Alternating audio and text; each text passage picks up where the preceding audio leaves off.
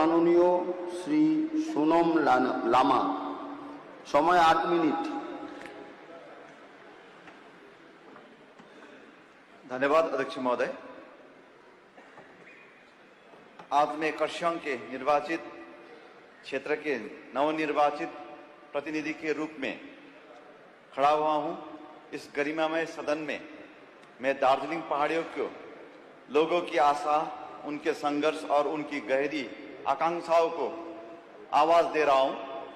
सबसे पहले अध्यक्ष महोदय, मैं माननीय वित्त मंत्री और राज्य सरकार के प्रति आभार व्यक्त करना चाहता हूं, जिन्होंने एक प्रगतिशील बजट पेश किया है। स्वास्थ्य क्षेत्र के लिए 24,753 करोड़ से अधिक का ऐतिहासिक आवंटन एक स्पष्ट संकेत है कि जनता की कल्याण हमारी प्राथमिकताओं में एक सबसे ऊपर है।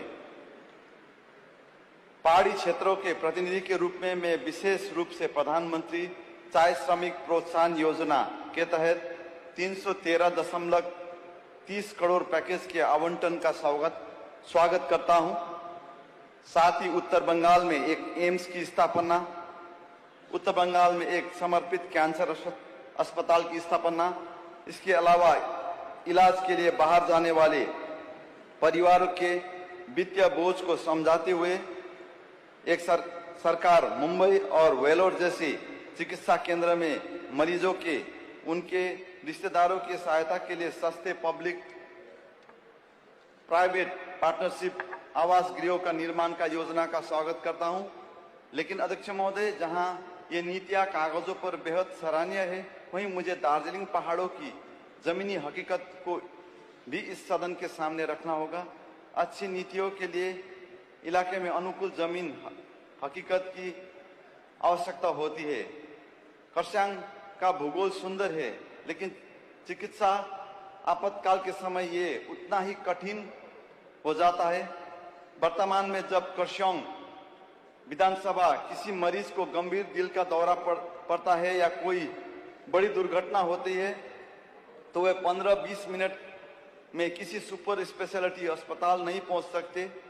उन्हें सिलगुड़ी या उत्तर बंगाल मेडिकल कॉलेज तक पहुंचने के लिए पहाड़ी रास्तों से घंटों का सफर तय करना पड़ता है। एक गंभीर मरीज के लिए ये यात्रा जीवन और मृत्यु के बीच अंतर बन जाता है। कर्सियंग से रोज 200 से अधिक लोग डायलिसिस के लिए सिलगुड़ी का अस्पताल पर निर्भर है। हमारे सब डिविजनल अस्पताल और प्राइमरी हेल्थ सेंटर को गंभीर संघर्षात्मक समीक्षाओं का सामना करना पड़ रहा है।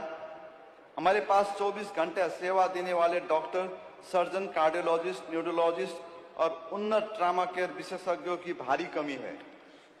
अध्यक्ष महोदय, पहाड़ी क्षेत्रों के लिए लोगों को सामान्य सिटी स्कैन, MRI, एक्सरे या विशेष ब्लड के लिए सिलगुड़ी के अस्पताल पर निर्भर रहना पड़ता है। मैं माननीय स्वास्थ्य मंत्री जी से आग्रह करता हूं कि ये सुनिश्चित करें कि टर्शरी केयर बजट की एक महत्वपूर्ण हिस्सा विशेष रूप से हमारी पहाड़ी अस्पतालों में आपातकालीन स्थितियों को संभालने वाले इकाइयों और डिजिटल डायग्नोस्टिक इंफ्रास्ट्रक्चर के अपग्रेड करने में खर्च किया जाए। अध्यक्ष महोदय, हमारी आशा की बहनें ANM, NM2, ग्रामीण नर्सिंग स्टाफ कर्सियंग के असली नायक है। वे खड़ी चढ़ाइयों पर भारी मानसून में वैक्सीन और मातृ वृद्धि देखभाल किट लेकर सुदूर गांवों तक मीलों पैदल चलते हैं। हालांकि बजट में आशा बहनों के लिए बढ़ाया गया समर्थन सराहनीय है, लेकिन मैं उनकी व्यवहारिक शिकायतों का समाधान करना होगा। हमें समय पर इंसेंटिव की भुगतान व्यवस्था को सुव्यवस्थित करना होगा। हमें उनकी बेहतर सुरक्षा उपकरण और डिजिटल उपकरण प्रदान करने होंगे ताकि उनके डाटा रिपोर्टिंग के काम में बोझ कम हो सके। इसके अलावा हमें डॉक्टर और पोस्ट ग्रेजुएट मेडिकल छात्राओं पहाड़ी क्षेत्रों को सेवा देने के लिए हिल तरा अलाउंस और बेहतर आवासीय क्वार्टर देकर प्रोत्साहित करना चाहिए। यदि हम उन लोगों का ख्याल नहीं रखेंगे जो हमारा ख्याल रखते हैं, तो हमारी चिकित्सा व्यवस्था सफल नहीं हो पाएंगे। अंत में अध्यक्ष महोदय, मैं इस सदन का ध्यान पहाड़ी में हमारी माताओं और बेटियों को प्रभावित करने वाले गंभीर और विनाशकारी संकट की ओर आकर्षित करना चाहता हूं। कर्सियंग के चाय बागानों में प्रजनन आयु की महिलाओं और एनीमिया का प्रचार चिंताजनक रूप से उच्च है, जो ग्रामीण इलाकों में अक्सर 70 से 80% पहुंच जाता है। ये सिर्फ एक आंकड़ा नहीं, ये जीवन का सवाल है। एनीमिया प्रसव और दौरान के पोस्टमार्टम हेमरेज जैसी प्राण घातक जटिलताओं के पीछे एक प्राथमिक और छिपा हुआ कारण है।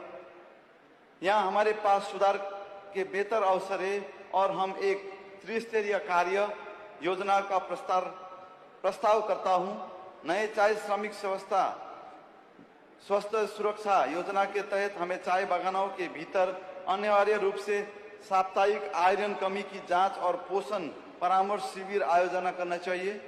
हमें सुदूर ब्लॉक में पहाड़ी रास्तों से अनुकूल एम्बुलेंस एक समर्पित बेडे आवश्यकता है ताकि संकट में फंसी गर्भवती महिलाओं को सुरक्षित रूप से नीचे अस्पतालों तक पहुंचा जा सके। और अध्यक्ष महोदय, इसके साथ ही मैं इस सदन को सामने अपने क्षेत्र का एक अत्यंत महत्वपूर्ण और ऐतिहासिक मांग रखना चाहता हूं। जब तक इस प्रशासनिक रूप से आत्मनिर्भर नहीं होंगे, तब तक स्वास्थ्य और विकास इनकी योजनाओं पर पूरा लाभ धरातल पर नहीं पहुंच पाएंगे। इसलिए मैं आज खरसांग का एक नया पूर्ण विकसित जिला फुल फ्लेजेड डिस्ट्रिक्ट घोषित करने की पुरजोर मांग करता हूं। अध्यक्ष महोदय, अगर हम भौगोलिक और प्रशासनिक दृष्टि से देखें तो खरसांग महकुमा एक जिला बनने के सभी योग्यताओं को पूरा करती है।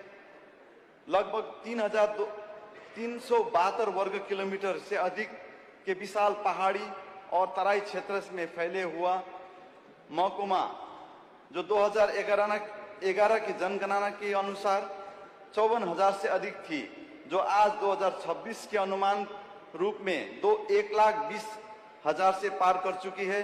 खरसांग महकुमा अंतर्गत 2 नगरपालिका, 3 विकास खंड और 1000 से ज्यादा दूर दराज पहाड़ी गांव है, जहां जनता के लिए छोटे प्रशासनिक कार्य, गंभीर चिकित्सा के लिए मीलों दूर दार्जिलिंग, सिलगुड़ी पर निर्भर करता है। खरसांग जिला बनने के लिए केवल प्रशासनिक बदलाव नहीं है, बल्कि ये हमारी पहाड़ी क्षेत्रों के लिए स्वस्थ ढांचे और कार्यकलाप के लिए अनिवार्य है। एक स्वतंत्र जिला बनने से खरसांग खुद एक समर्पित जिला अस्पताल, मुख्य सचिव, चिकित्सक अधिकारी कार्यालय और सीधे बजटीय आवंटन की सुविधा मिलेगी। इससे हमारी स्वास्थ्य संबंधी फाइलों को मंजूरी के लिए दूसरे जिलों को चक्कर नहीं काटने पड़ेंगे, बल्कि सभी स्वास्थ्य नीति और आपातकालीन निर्णय यही स्थानीय स्तर पर तुरंत ही लिया जा सकेंगे। माननीय सदस्य, अपना समय पार हो गया है, जस्ट धन्यवाद अध्यक्ष महोदय। 1 मिनट मैं सरकारी निवेदन करता हूं कि यह खरसांग को भूगोल और इसकी विशाल आबादी को अधिकार को देखते हुए इसे जल्दी से जल्द एक नया जिला घोषित किया जाए। धन्यवाद। जय हिंद, जय गोरखा। धन्यवाद माननीय श्री सोनम लामा।